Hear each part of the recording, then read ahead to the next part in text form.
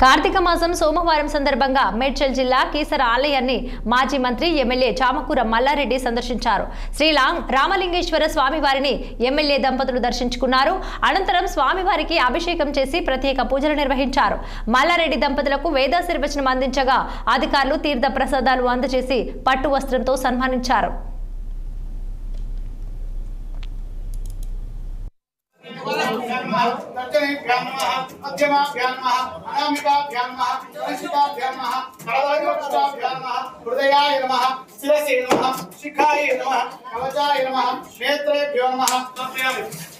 नदी भवे भद्र ओम नमः शिवाय ओम नमो भगवते रुद्राय नमः ओम नमस्ते रुद्रन्यः भूतो वैष्णवे नमः ओम नमः ओम नमः शिवाय ओम नमो भगवते रुद्राय